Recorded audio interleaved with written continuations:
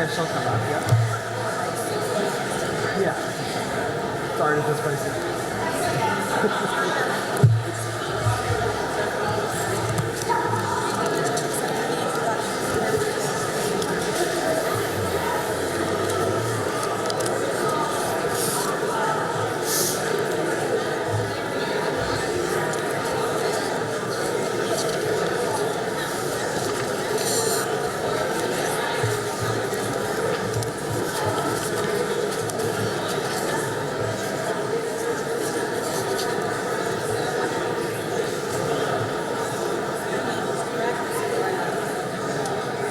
Okay, great. She made it.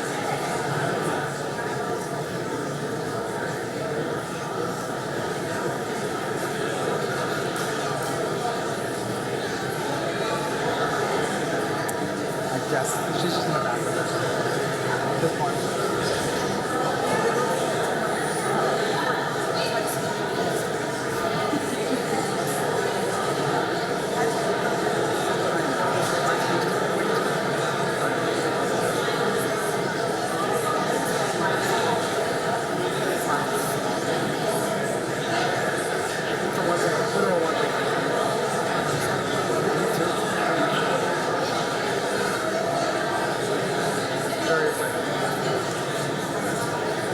Sad about my brother.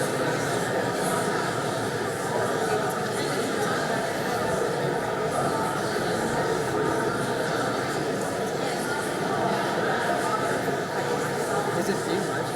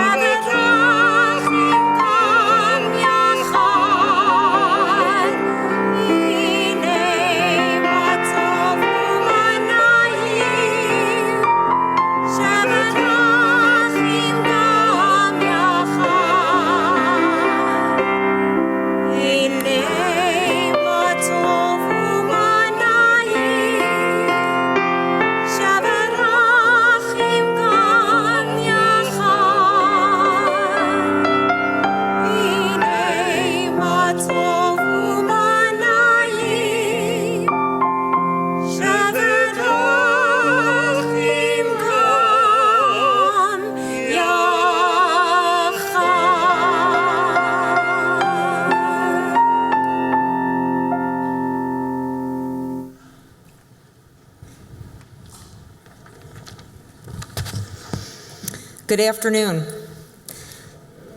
The Jewish concept of Am Echad B'Lev Echad, one people with one heart, is a powerful and enduring idea rooted in our tradition. It speaks to unity, shared purpose, and the deep connections we strive to build as a community. It is also a value that Rabbi Cohen embraces and consistently brings to life in his teachings, in his writings, and the way he leads. Whether from the bima, in a heartfelt email, or in a quiet moment of conversation, Rabbi Cohen returns again and again to this core principle, not just in words, but through action, compassion, and presence. It is that same spirit of connection and shared heart that brings us together tonight. And for those of you who may not know me, my name is Marla Parnes, and I have the honor of serving as the president of Temple Beth Shalom. Like so many of you, I have been deeply inspired by Rabbi Cohen, by his friendship, his ideas, his compassion, and his seemingly boundless energy.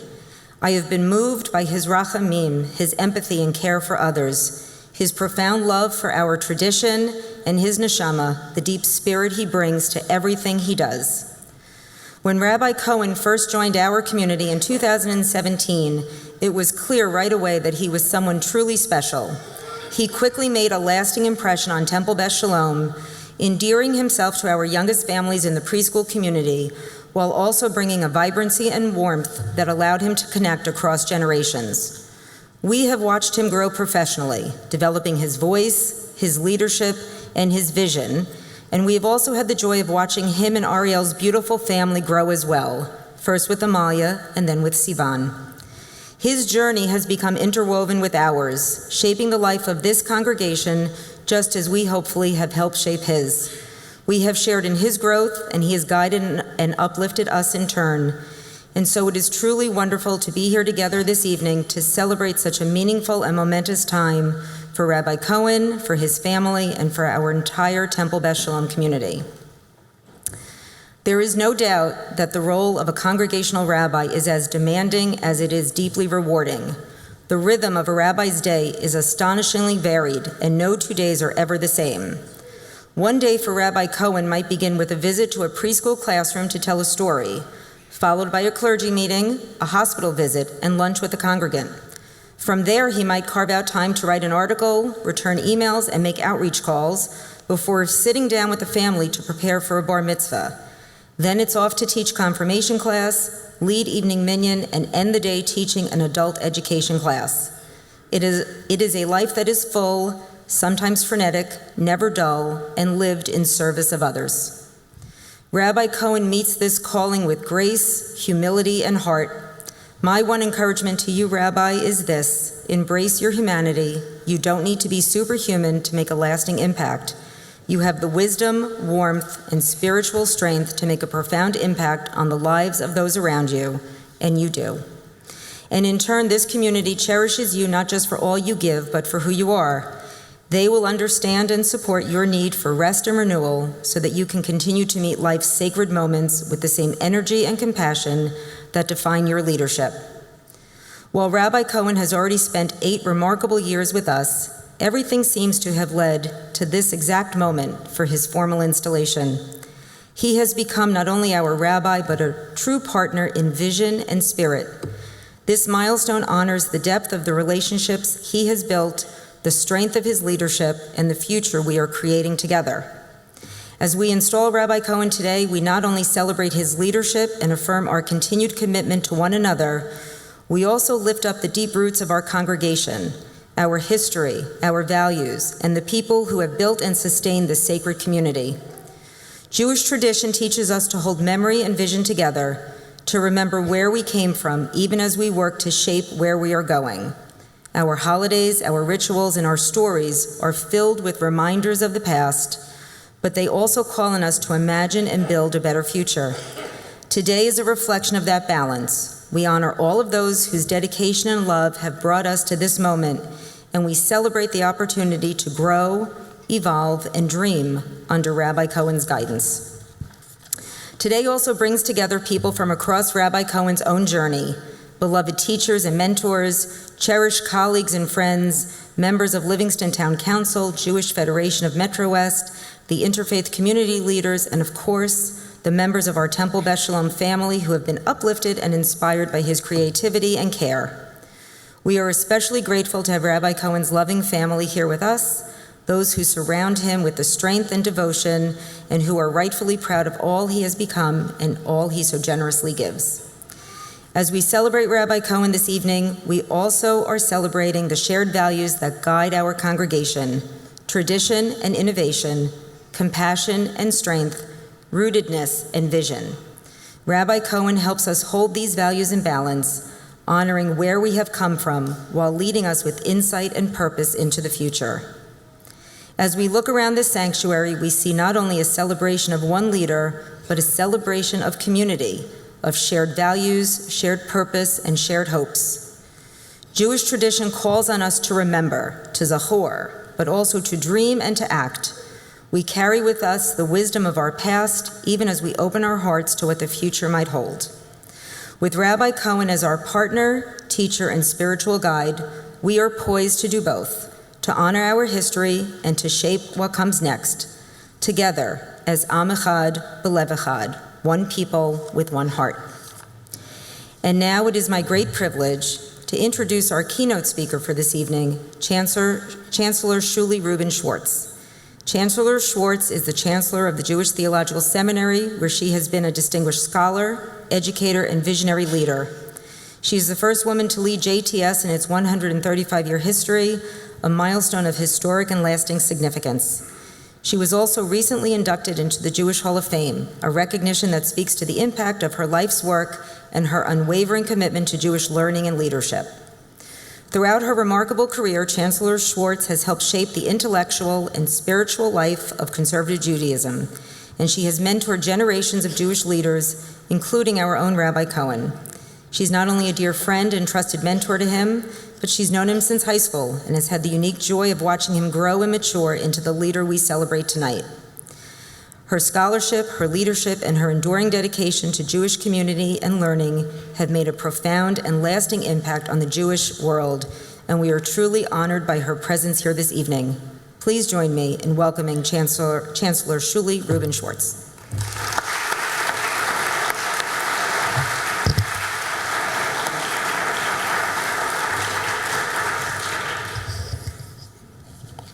Thank you so much.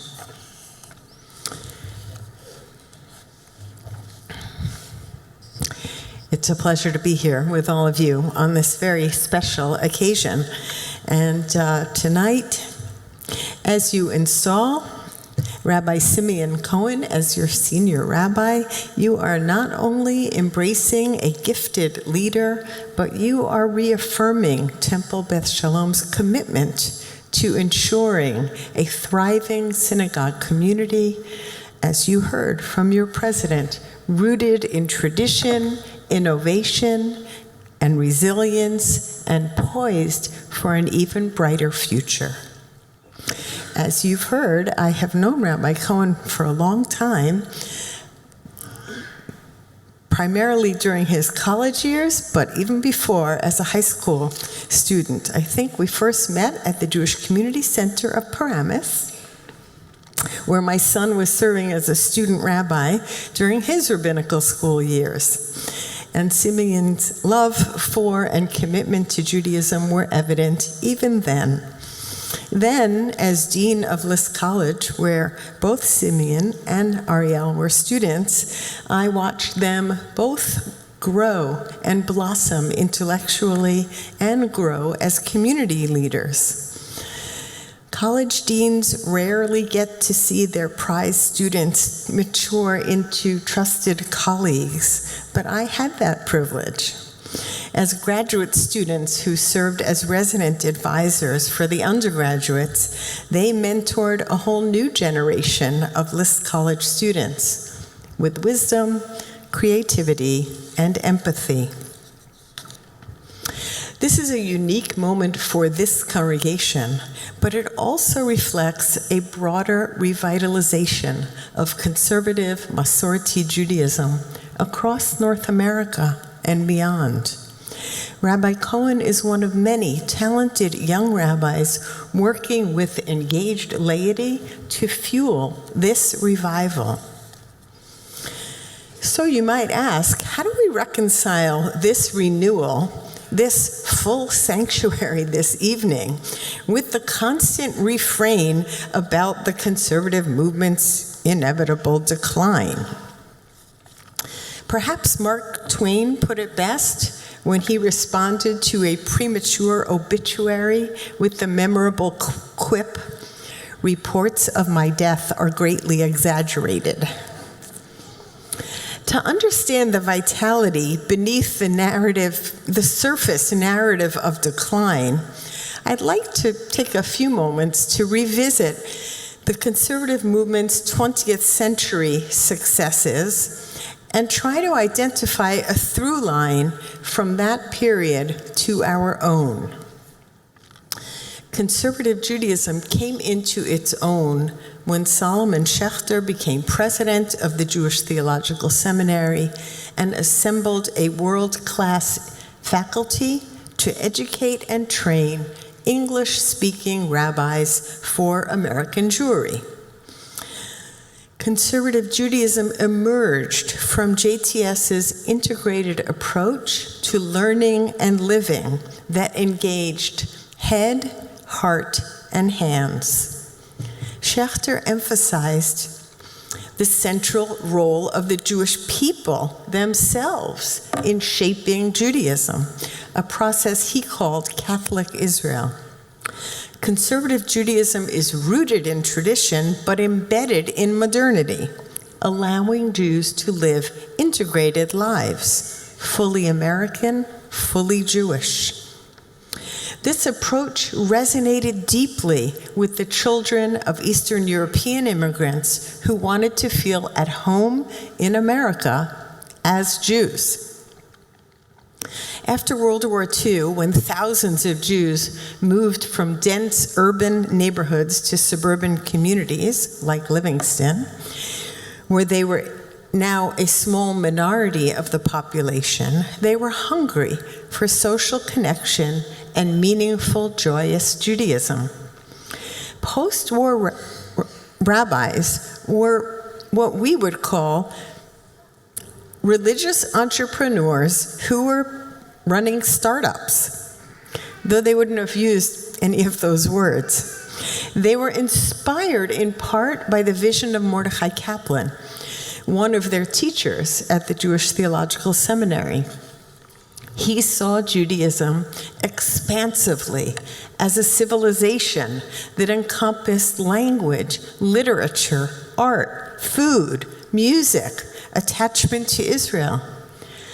A civilization that was solidly rooted in and nourished by religious faith and practice.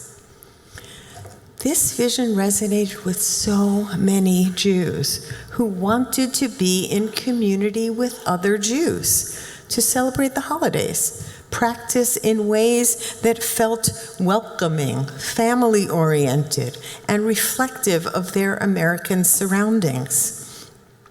They wanted mixed seating. They wanted English-speaking rabbis who were both modern and steeped in tradition, and institutions that embraced both Zionism and the Hebrew language. This was the essence of post-war conservative Judaism. And JTS ordained rabbis rose to that challenge, engaging in outreach and creative experimentation to best meet those needs. It was during this period that Temple Beth Shalom was founded in 1951 with about 60 families, and I gather was first called the Livingston Jewish Center, which makes sense. 2 years later, you hired your first rabbi, the first Rabbi S. Cohen, Rabbi Samuel Cohen, who, as it turns out, was a classmate of my father's, both ordained in 1953. My father went to Long Island, Rabbi Cohen came here. Within 15 years, you had built a full-service synagogue with religious services, sisterhood, men's club, youth groups, Jewish education for all ages, social action activities, and more. your synagogue, and so many others like it that flourished across New Jersey, Long Island, and beyond, offer Jews a social network, religious home, a sense of purpose and meaning, a connection to the Jewish people as a whole, and a measure of healing after the Holocaust.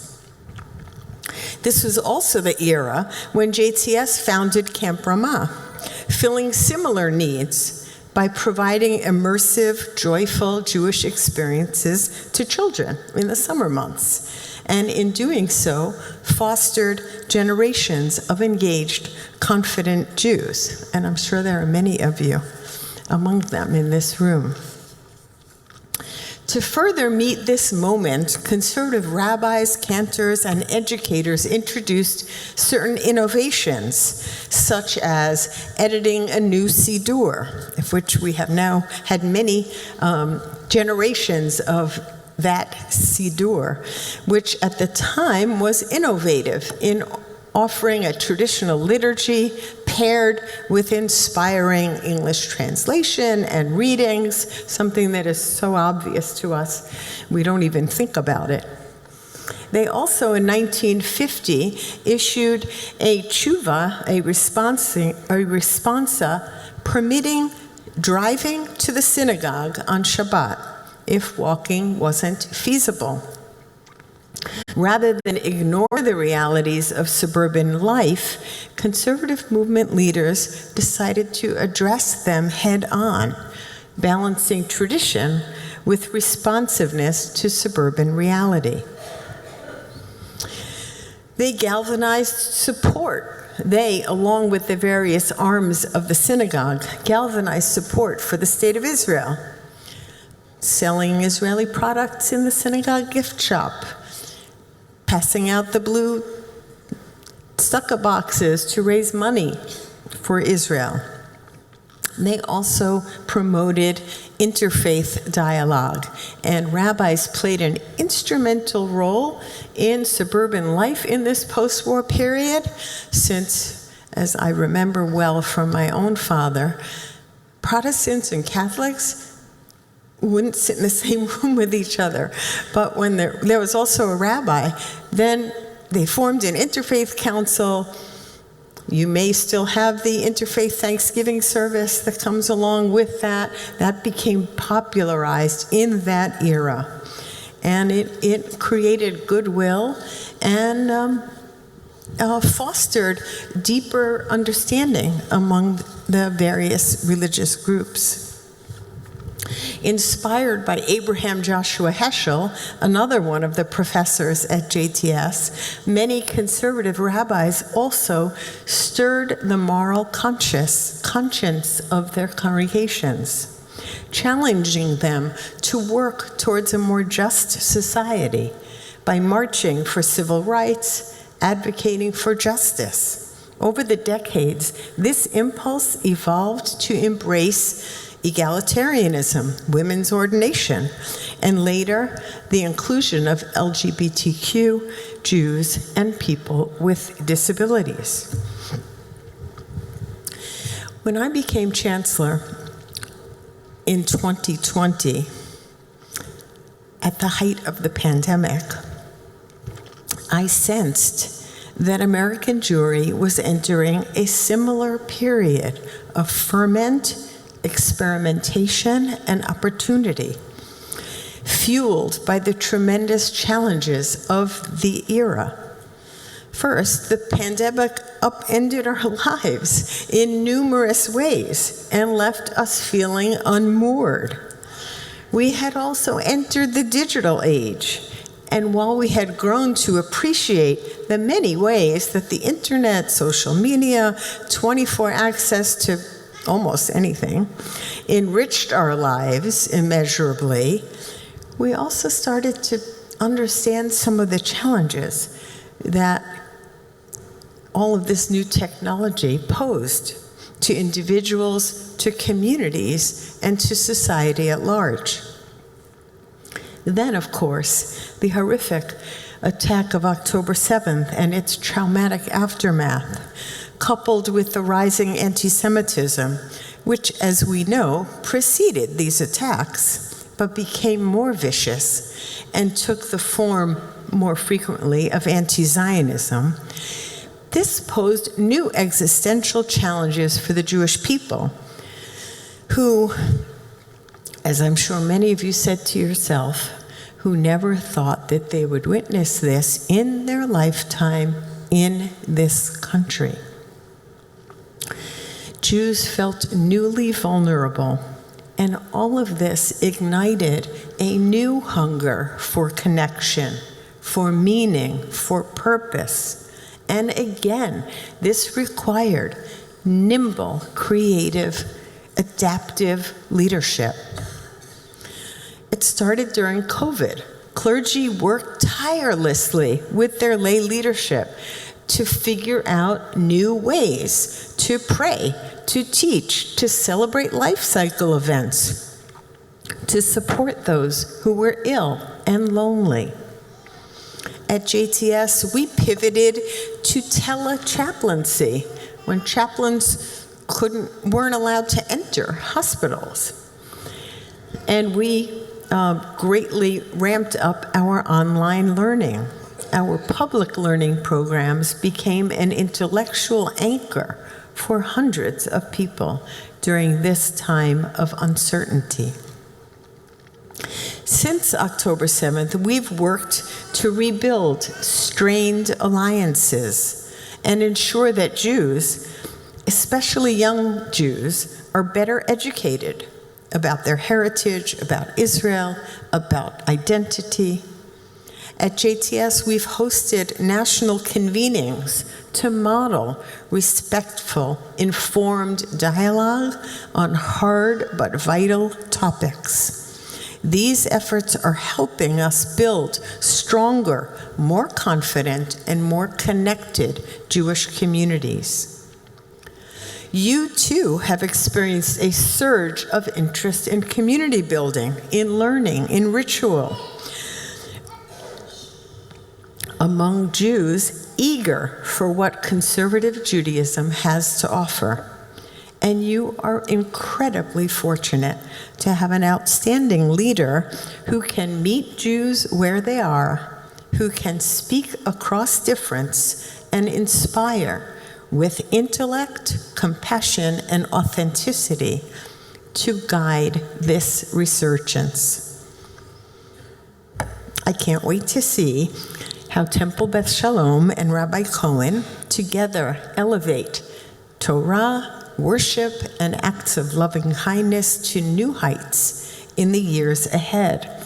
And I am delighted to join you in honoring him as you formally and officially usher in this next chapter together.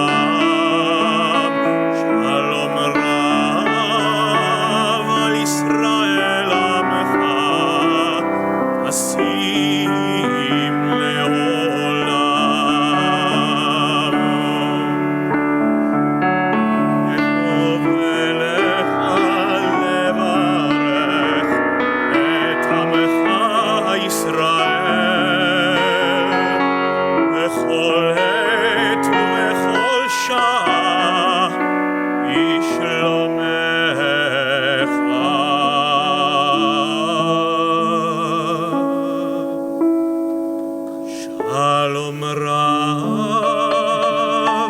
Yisrael Amecha Asim Leolam Shalom Rav Yisrael Amecha Asim Leolam Asim Leolam Asim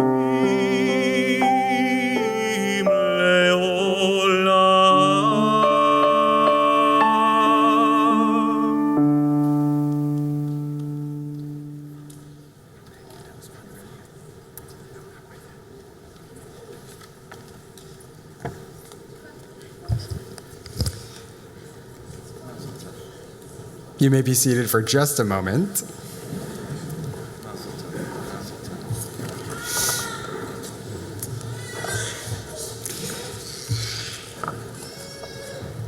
Some of you know that my brother is also a rabbi, and he was supposed to install me this afternoon, but he had a tragedy in his family. His wife's father passed away yesterday, so he's not here.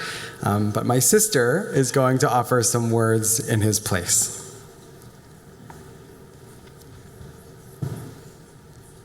Good afternoon, everyone.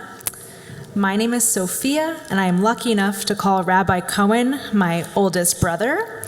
I am honored to be speaking to you today at this wonderful event, and proud to be doing so on behalf of not just myself, but also on behalf of the other Rabbi Cohen in our family, our brother Gabe. Simeon and I are 9 years apart, so while other kids in my class were talking about the newest Disney movie, I was much more well-versed on the likes of Homer Simpson, Han Solo, and Jerry Garcia.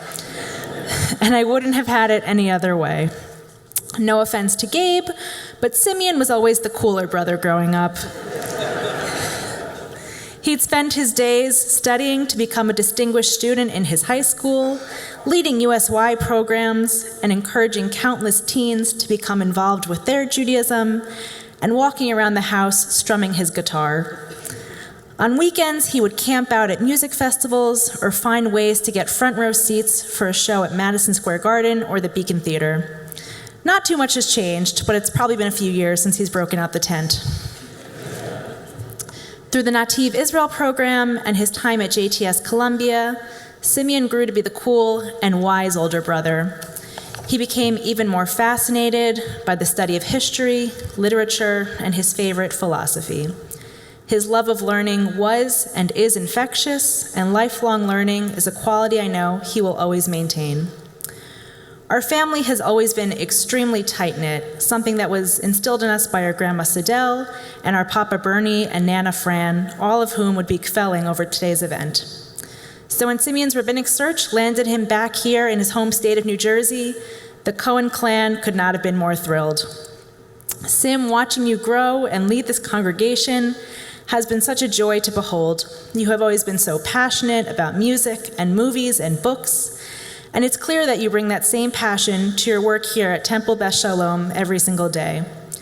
Each sermon you give leaves us all with new ideas to think about and inspires us to live the most righteous lives possible.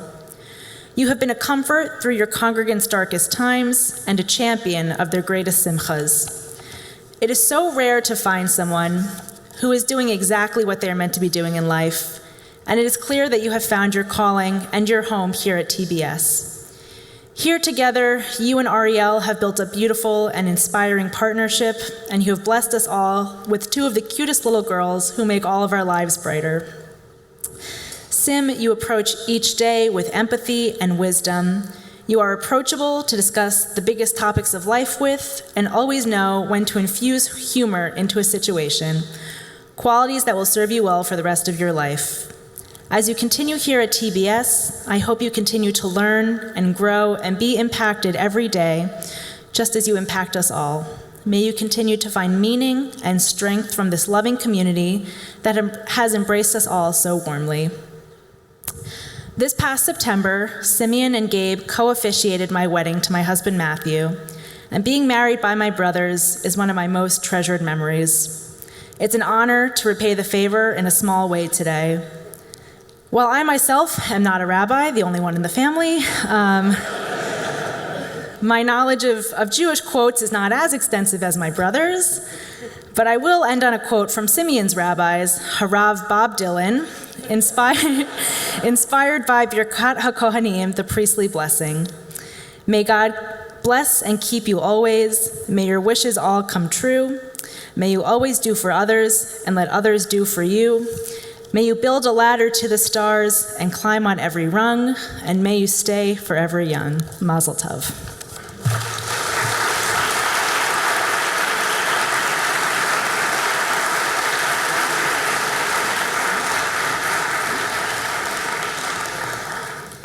I only asked her to do that last night. That was amazing.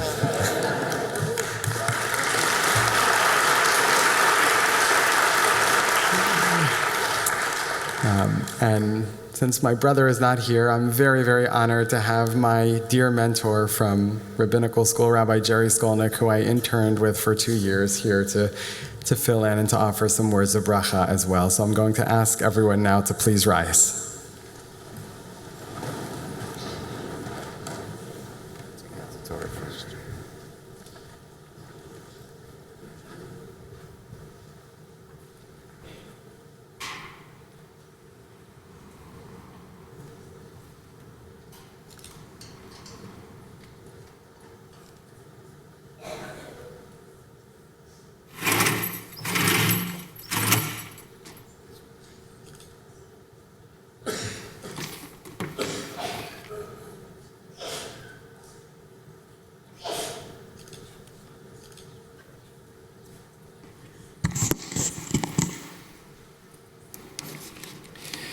Moshe kibel Torah miSinai u'mesara liYehoshua, v'Yehoshua lizkenim u'zkenim la'neviim, u'neviim mesaruhu la'anshei Knesset hagdola. Hem amru shlosha dvarim, hevu mitzunim badin, v'ha'amidu talmidim harbe, v'asu siyag laTorah. Moses received Torah at Sinai, transmitted it to Joshua to the elders to the prophets, and the prophets to the men of the great assembly.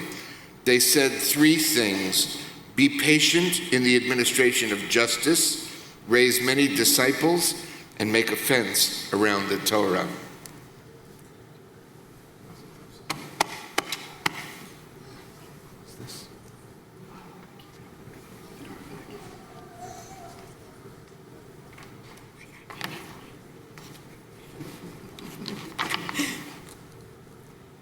Rabbi Simeon Cohen, as you take hold of this Torah, you are continuing a chain of tradition which began with Moses at Sinai.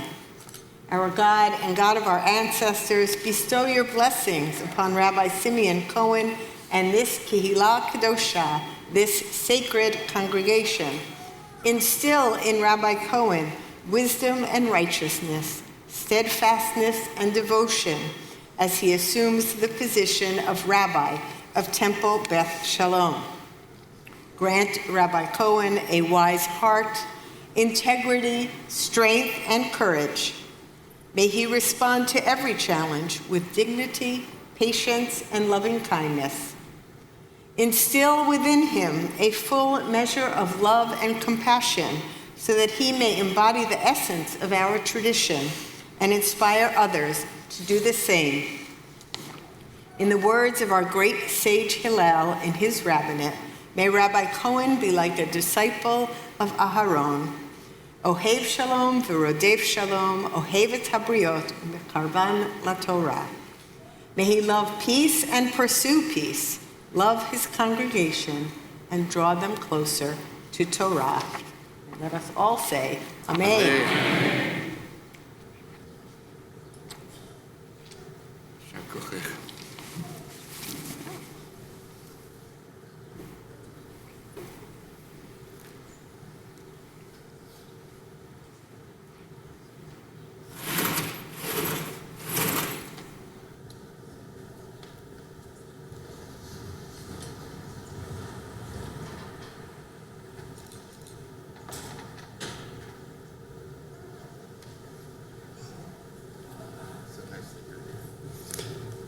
You may be seated.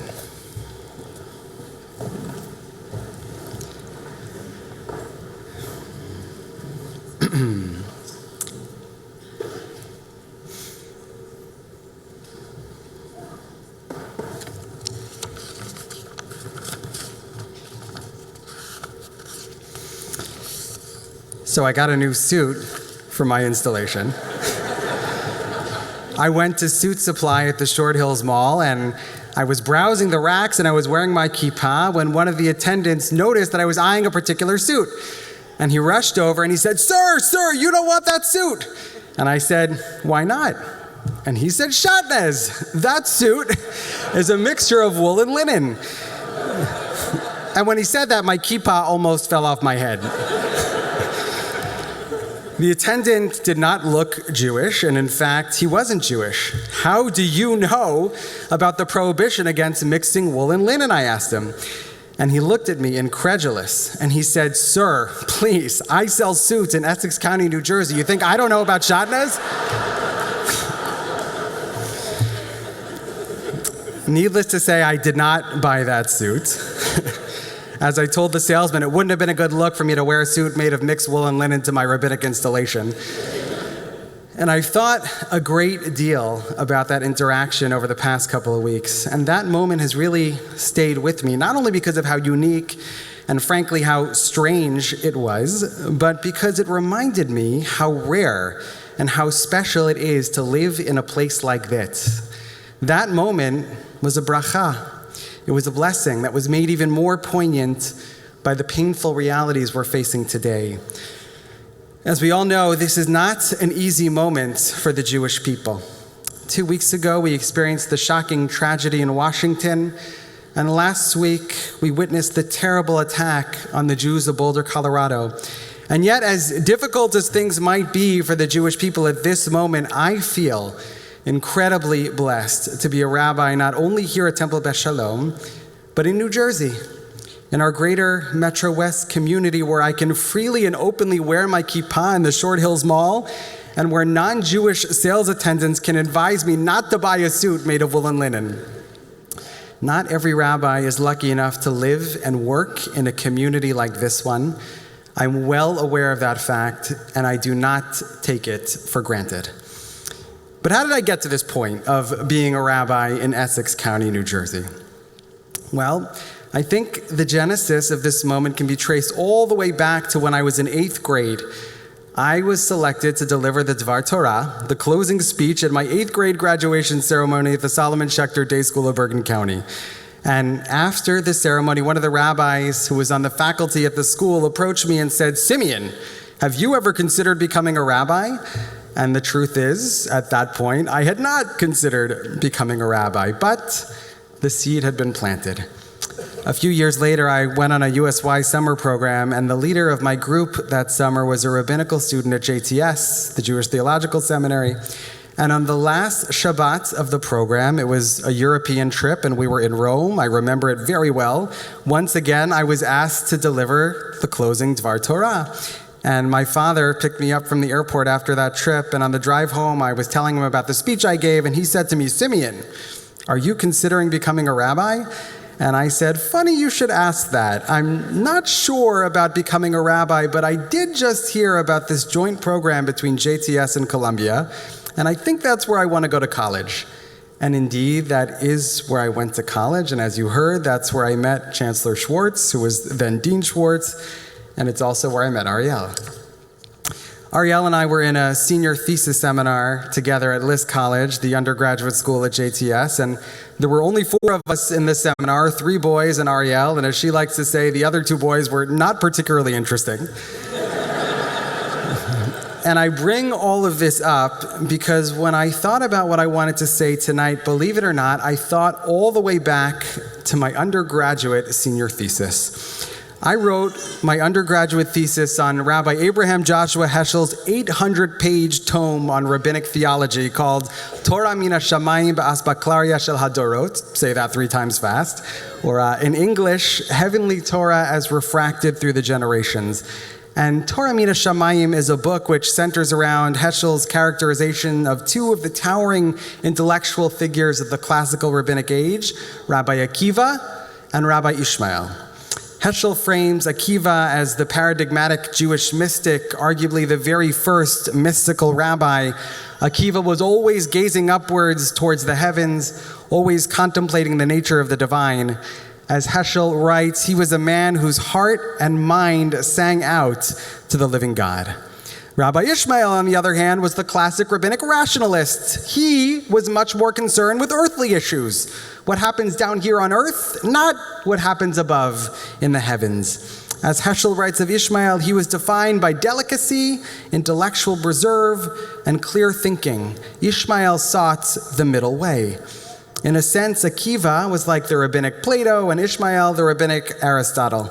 And Heschel calls them Avot HaOlam, fathers of the world. And he says that every subsequent rabbi, whether they know it or not, has followed either in the footsteps of Rabbi Akiva or Rabbi Ishmael. And in my thesis, I argued that through writing about those two rabbis, in reality, Heschel was actually writing about himself. Heschel grew up in a Hasidic family in Poland, the mystical world of Rabbi Akiva, but he went on to pursue a doctorate in philosophy at the University of Berlin, the rational world of Rabbi Ishmael. And when I was all of 22 years old writing that thesis, I made the case that Heschel's book wasn't really about Rabbi Akiva and Rabbi Ishmael. It was really about Heschel himself. Heschel was telling his own story, writing his own intellectual autobiography, because he was both Akiva and Ishmael, both mystical and rational, spiritual and scholarly, all at the same time. And now here I am, 15 years later, and in hindsight, it's very clear to me that I was not writing about Heschel at all. In fact, I too was writing about myself. Not that I'm comparing myself to Heschel by any means, but for as long as I can remember, I too have lived in that space between Akiva and Ishmael. Since I was a very young boy, and my parents can attest to this, I have always had my head in the clouds. Dreamy, ambitious, aspirational, and yes, admittedly, a little bit spacey. But I have also always had my feet planted firmly on the ground, rational, pragmatic, and for the most part, level-headed. A little bit Akiva, a little bit Ishmael, or to put it slightly differently, I live somewhere in the space between the psychedelic world of the Grateful Dead and the rootsy, grounded world of Bob Dylan. And that's the way I function as a rabbi. I'm a dreamer. I have always been a dreamer. And I have a dream and a vision to make Temple Beth Shalom one of the premier conservative synagogues, not only in New Jersey, but maybe in the country. And we have come such a long way in terms of achieving that goal together. Increased membership, trips all over the world, engaged members across the age spectrum, from our preschool families to our retirees. And as far as I'm concerned, we're just getting started. I have big dreams and visions for the future of this synagogue. Like Rabbi Akiva, I too am always looking upwards towards the heavens. And yet, like Rabbi Ishmael, I am equally as concerned with earthly matters, with the day-to-day work of running a synagogue, making sure we have people to lead minyan twice a day, every day, meeting with each and every bar and bat mitzvah family, officiating at funerals, visiting people in the hospital, writing sermons, being a presence in our preschool and religious school, attending USY and men's club and sisterhood events, meeting with my colleagues on the Interfaith Clergy Association, and on and on and on. Every day, there is an endless amount of work to be done. And the truth is, I never feel like I get it all done. But, as our tradition teaches, Lo alecha hamlacha ligmor, velo ata ben chorin lehibatel mimena. It's not my responsibility to finish the work, but neither am I free to desist from it. And that's what it means for me to be a rabbi, to live in that space between Akiva and Ishmael, between seeking transcendence on the one hand and accomplishing the daily work of building community on the other hand. On days like today, my soul sings out like Rabbi Akiva, but on other days, I just want to make sure we have enough egg salad for Kiddush, like Rabbi Ishmael. And both parts of the job are equally significant, the celestial and the terrestrial, the heavenly and the earthly. For me, both are essential parts of what it means to be a rabbi. I would not be standing here on this bima today without the love and the support of so many people in this room. To my parents, Harlan and Lori Cohen, you started me on this journey. Had you not made the tremendous sacrifices that you made to send me to Jewish day school, to Jewish summer camp, to Nativ, the conservative movement's gap year program in Israel, and to List College, I certainly would not be here today. Your love and your support at every step of the way made it possible for me to have reached this point. Toda Rabba, I love you. And of course, the same goes for my in-laws, Michael and Beverly Fine. For the past 15 years, since Ariel and I wrote those senior theses together, you have been nothing but unfailingly supportive, loving, always there for me in every sense. I can't thank you enough. I love you both. To my siblings, Gabe and Deb, Sophia and Matt, and Josh and Michal, thank you for making me laugh, for propping me up, for always being there. And an extra special toda rabba to my brother, Rabbi Gabe, for always being around to talk things out whenever I'm struggling with an idea for a sermon and I need a little bit of extra inspiration. And as you heard, my brother's father-in-law, Dr. Hugh Pollack, passed away yesterday. My brother was supposed to install me today, but of course he couldn't be here. So to Gabe and Deb and Martha and David, we're sending you nothing but love and strength. And to my dear colleagues here at Temple Beth Shalom, my partners on the Bima, Cantors Fine and Noller, our executive director, Neil Weidberg, our education director, Leah Becker, our preschool director, Alana Schlagbaum, our office staff, Ariel Pastor, Wendy Haff, Jody Colasurdo, Jane Saburova, and everyone else, and I know I left people out, and I apologize if I did. Thank you all. All of the public-facing work you see on the Bima and through our remarkable programming here at Temple Beth Shalom would not be possible without their constant, tireless work and support. Toda Rabba to all of you.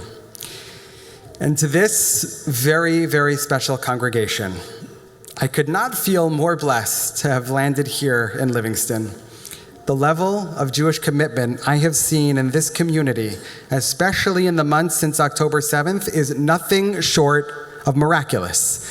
And that was really driven home for me last week during our confirmation service when 12 of our 10th grade students got up on this bima and spoke so beautifully and so passionately about why it's important for them to be Jewish. I was blown away by their answers, and it solidified for me that we are doing a lot of things right here at Temple Beth Shalom. And while there are too many congregants who have helped me along the way to thank them all by name, I do want to personally thank all of the presidents I have worked with since I started here at TBS as the assistant rabbi in 2017. Laura Greif, Mel Jacobs, Jay Jaffe, Craig Grosswald, and Marla Parness. And as of July 1st, I am thrilled to be able to add Brian Fern to that list. And a very, very special thank you to Laura Greif and Robin Laveman and the entire gala committee who made tonight such a success. And finally, to my family, Ariel, Amalia, and Sivan, thank you. Everyone here should know that being a rabbinic family is not easy. I am constantly being juggled back and forth between my family and the 663 families of our congregation. More often than not, I am working very late at the synagogue for meetings, for programs, for classes, or just to catch up on all the work that needs to get done, which means that the bulk of the work of taking care of our daughters falls to Ariel, and that is not easy. Ariel has had to make tremendous sacrifices in her own career so that I could get to the place where I am today, and I will always be eternally grateful to her for that. Ariel, you are the world's greatest partner and mother, and I could not do any of what I do without your constant love and support. And Amalia and Sivan, the two of you are the absolute lights of my life. You are the reason I do what I do. I adore you both, and I hope that one day you'll understand just how lucky you are to be growing up here. Thank you, Amalia. In this very, very special congregation. And to all of you, thank you. Thank you for embracing my daughters and for treating them like they're your own. Amalia and Sivan have not only their 4 biological grandparents, but they have hundreds of surrogate grandparents and built-in babysitters here at Temple Beth Shalom. You have all given new meaning to the phrase, "it takes a village," and we could not be more grateful. And a very special thank you to Aliyah Noller, who's demonstrating what she does right now. Aliyah spends countless hours watching and playing with Amalia and Sivan literally every single day. We love you, Aliyah. Thank you. This week's Torah portion, Beha'alotecha, describes the menorah that was used in the Mishkan, the tabernacle in the wilderness, and later in the temple in Jerusalem. And in the Talmud, Rabbi Yochanan teaches that the most praiseworthy branch of the menorah was the middle branch. She'emsa'i meshubach, the middle one is the best one. And later that middle branch evolved to become the shamash and the Chanukiah, the middle candle that of course lights all the other candles. And as your rabbi, I strive to be that middle branch. I live in the middle, in the space between Akiva and Ishmael, between heaven and earth, between the sacred and the mundane. But beyond that, it's also my role to be your shamash, to be the light in the center that helps to illuminate all of your lights, to guide you, to inspire you, to kindle the Jewish flame at the heart of this Keilah Kedosha, this sacred community. So Toda Rabbah, thank you for allowing me to be your Akiva, your Ishmael, your Shamash, your Rabbi. Toda Rabbah.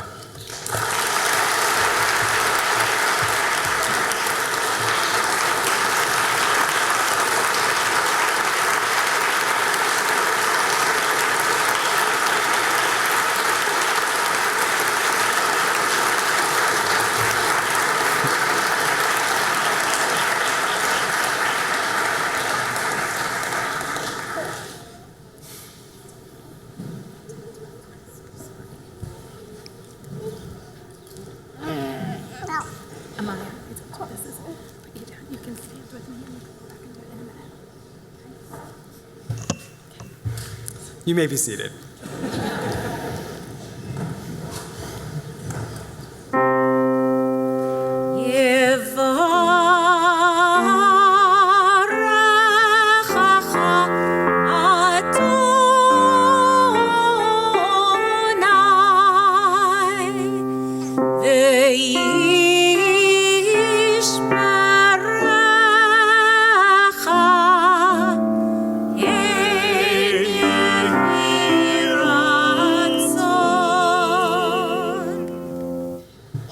God bless and protect you.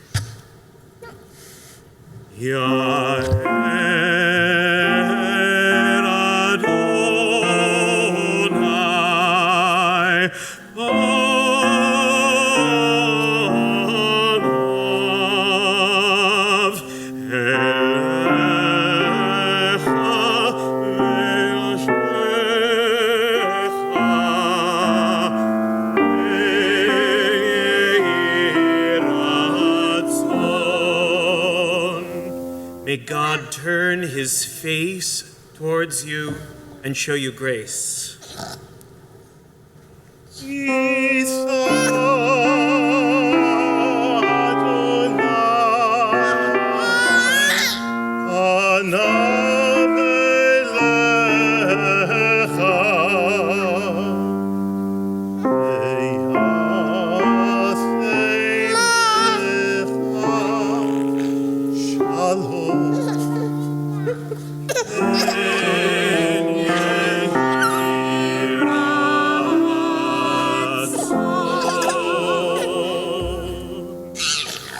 May God's face be lifted toward you, and may God grant you peace. Amalia, come on. Come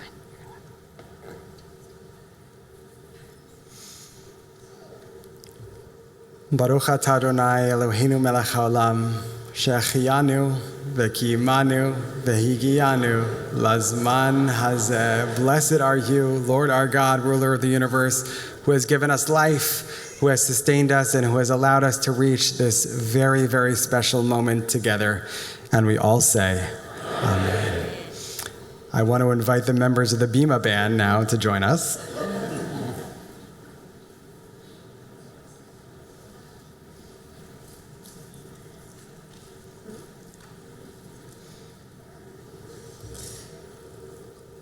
And you're welcome to stay to hear the closing musical number, or you can head out to get to Brook Lake, whatever you'd like, but we're gonna play a little bit.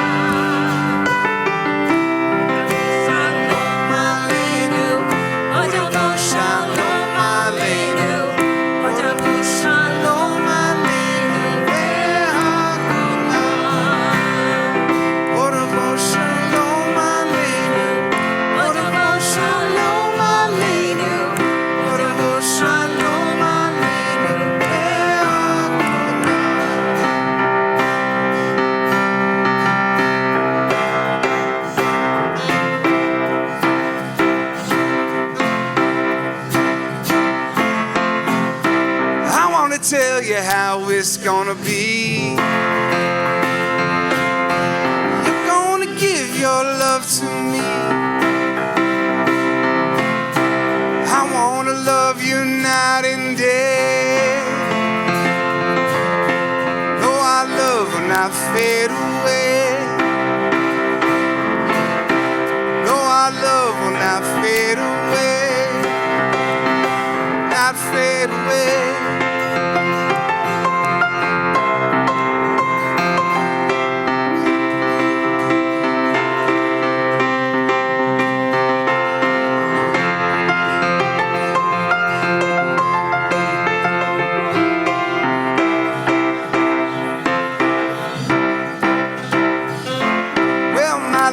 Bigger than a Cadillac.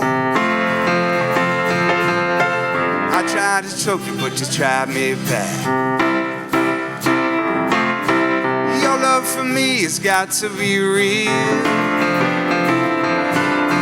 You're gonna know just how I feel. Love's surreal and not fade away. Love's surreal and not fade away.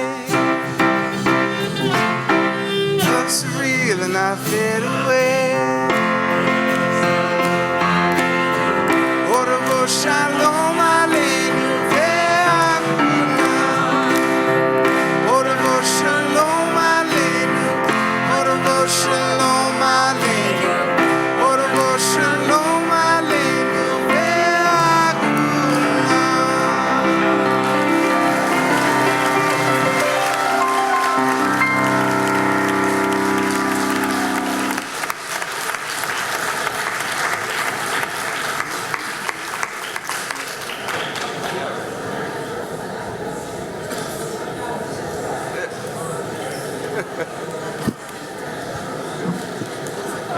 what's the first song that you played? When you came up and you were just like, remember what it was? That was pretty. I really like that.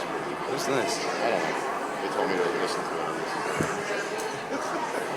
Just something to blow the saxophone. Blow the saxophone. It was a different version of songs we all know. Gosh. So it's all different.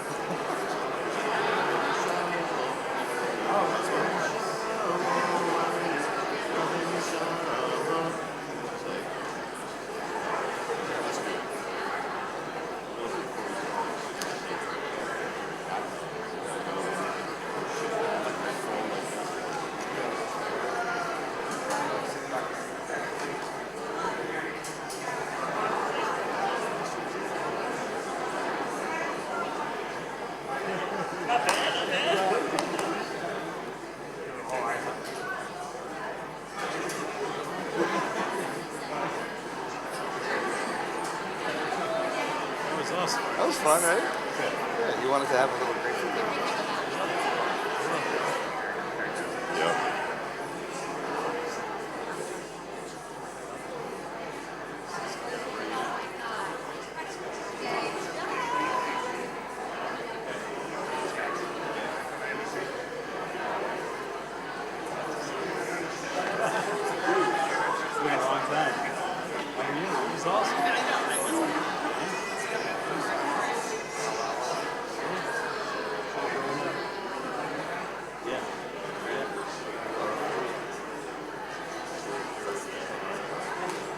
Yeah. Lori, Dan Katz, Ken Katz's son. How are you? It's been forever.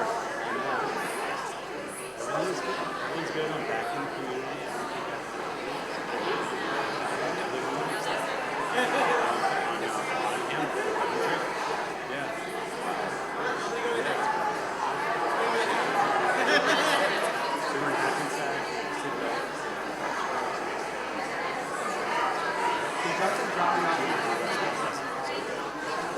Whatever you want.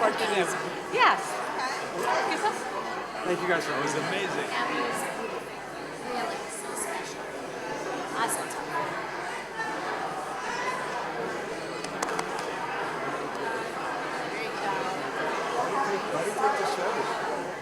That was great. Such a great speech. So proud of you. I'm Jill, Dan's wife. Nice to meet you. Hi, Jill. Nice to meet you. I love that. Come full circle. Over there. Yeah. So nice. Nice to meet you.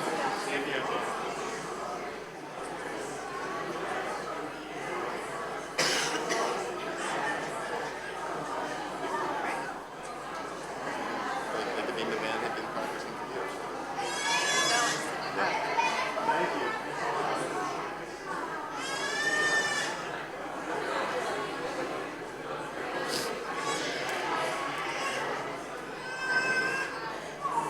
I had to pass stuff up.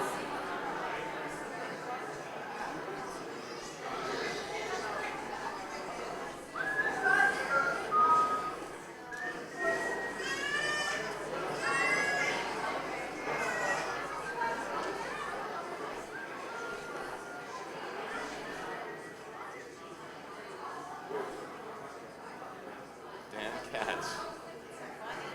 I remember, like, he was like Wells Fargo. Ken left the business. He opened up his own RIA. And I was going to talk to him about, like, when Alex joined and stuff. He's independent now. He formed his own firm, all fee-based.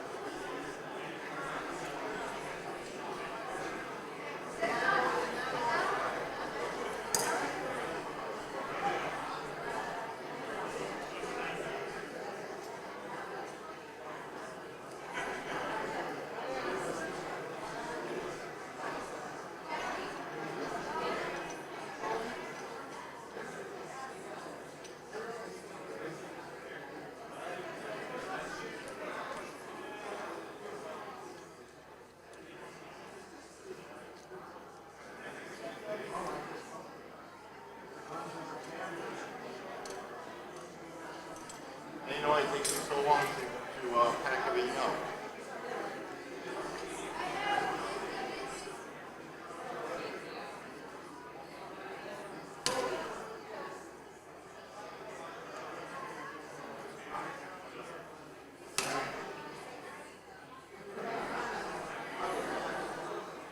Well, I saw Rebecca in the crowd. Was he here? No. Maybe he's out of town somewhere.